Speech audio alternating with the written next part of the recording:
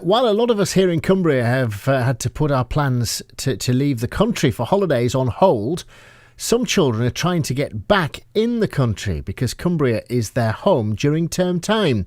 Andrew Fleck is the principal at Sedbergh School, an independent fee-paying school which offers boarding through its prep school for younger children and indeed senior school as well. Let's talk to him now. Andrew Fleck, morning to you. Hello, good morning. How many children are you expecting to be returning to you across the two schools, and how far afield will they be travelling back to you from? Well, in due course, we'll have 700 pupils returning to us, and we already have about 70 with us who have come back from a number of countries, probably about 12 so far. We have 20 countries represented in the school.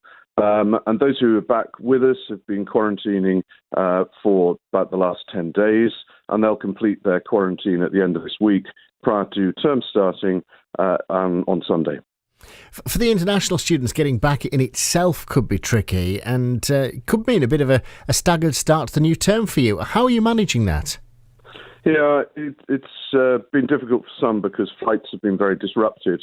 And we have said to their parents that they should book the flights that they can, and then we'll take care of the rest when they arrive. So some of them may arrive late, some of them may arrive a little bit late and need quarantining, and we'll run that quarantining facility into term to make sure that even if somebody has to quarantine right at the last minute, the regulations change the day before term starts, we will still welcome them, we'll still look after them, we'll still teach them, and they'll be able to carry on with their education.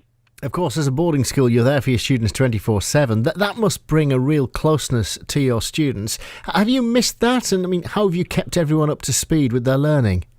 Yes, you're absolutely right, Richard. It is a close community, and it has been strange. Many of us live in the school, and for 5 months the school has been empty, and every single day it's there as a reminder that our pupils aren't with us. We put together a pretty comprehensive remote learning program using Microsoft Teams. And in fact, after the close down happened, we very quickly were teaching a full timetable every single day of the week. But it doesn't replace the daily contact that you get in the corridors around the school in every school. And we'll be very pleased to see them as they come back at the end of this week. We must acknowledge the pupils who attend Sedbergh are in a privileged position. You must really feel for pupils from disadvantaged backgrounds through all of this. Oh, hugely so. And there is no doubt that our pupils are incredibly fortunate, and so are we. Over the last few months, then you read the stories of what teachers, head teachers in so many other schools have done. They have been the heroes alongside the NHS workers. And the other thing is, I think parents have just been extraordinary. Teaching isn't necessarily the easiest job all of the time, and parents have been thrown into that role. And alongside their own work and their own lives, and so many parents have just done a phenomenal job. I think it's been a remarkable time. I really do.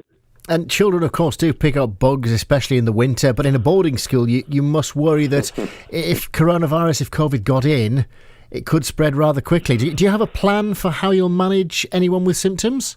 Yes, we've converted one of our buildings into a facility where a pupil would go as soon as they might display symptoms of COVID-19. We have an excellent school doctor, William Lum, and superb nurses, and that we would then test those pupils if they showed symptoms, isolate anybody who had been close to them without socially distancing, and then take it from there. We have, as you would expect, endless hand washing stations and lots of social distancing measures in the school, because we are a close community and there is that possibility that it could establish itself, and we are doing everything possible to prevent that happening. It sounds like you've got it well under control. Best of luck with it all. Andrew, thanks for joining us this morning. That's Andrew Fleck, the principal at Sedbergh School.